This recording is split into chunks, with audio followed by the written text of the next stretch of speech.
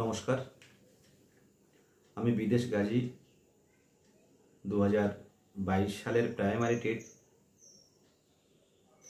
উত্তীর্ণ হবু শিক্ষক। 2022 সালের প্রাইমারি টেট এখান থেকে প্রায় 3 বছর আগে 11/9/2022 সালে কিন্তু প্রাইমারি টেট নোটিফিকেশন দেওয়া হয়েছিল। তার পিছনের কিছু কথা বলি। তার আগে 5 বছরে কিন্তু নতুন করে কোনো ডিএলএড প্রশিক্ষণ প্রাপ্তরা কিন্তু টেট দিতে পারেনি, কারণ 2022-এর টেটের আগে 2017 টেট হয়েছিল। এই দীর্ঘ 5 বছরে কিন্তু নতুনরা কোনো সুযোগ পায়নি।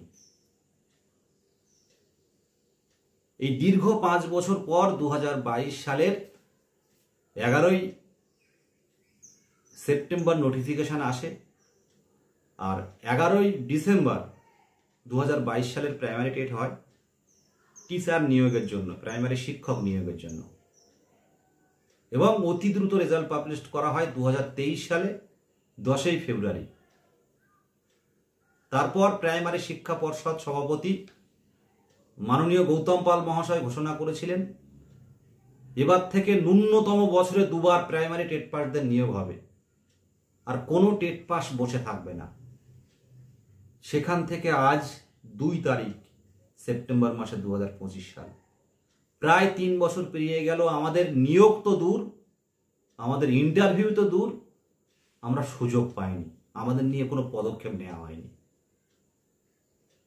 কখনো বিকাশ ভবন, কখনো নবান্ন, কখনো প্রাইমারি শিক্ষা পর্ষদ, কখনো কালীঘাট, কখনো তৃণমূল ভবন, প্রত্যেকটা জায়গায় গেছি।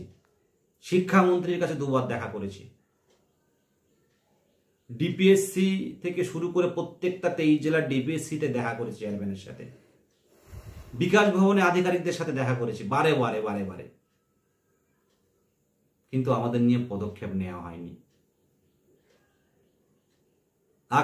গত 19 তারিখে আপনারা দেখেছিলেন যে 23 জেলায় জলপাইগুড়ি, কোচবিহার, 2 দিনাজপুর, মালদা, মুর্শিদাবাদ থেকে শুরু করে 2 মেদিনীপুর, 2 বর্ধমান, 2 24 পরগনা, ঝাড়গ্রাম, হাওড়া, হুগলি থেকে শুরু করে পুরুলিয়া, বাঁকুড়া থেকে শুরু করে প্রত্যেক জেলার কাকদ্বীপ, নামখানা, হিঙ্গলগঞ্জ, বসিরহাট, সন্দেশখালী থেকে শুরু করে প্রত্যেকটা জেলার চাকরি প্রার্থীরা, প্রতিবন্ধী ক্যান্ডিডেটরা স্বতঃস্ফূর্তভাবে কলকাতার রাজপথে এপিসি ভবনের দিকে এগোতে শুরু করেছিল। বিশাল জমায়েত নিয়ে গত 19শে আগস্ট এপিসি ভবনের দিকে এগোতে শুরু করে। পুলিশ কোনো আলোচনা ছাড়াই একের পর এক টানতে তাদের গাড়িতে তোলা শুরু করলো। পুলিশ গাড়িতে থানায় নিয়ে গিয়ে সল্টলেকের প্রত্যেকটা থানা ভর্তি হয়ে গেল, প্রত্যেকটা থানায় চাকরি প্রার্থীরা ভর্তি হয়ে গেল। তারপর রাস্তায় দাঁড় করিয়ে রাখা হলো।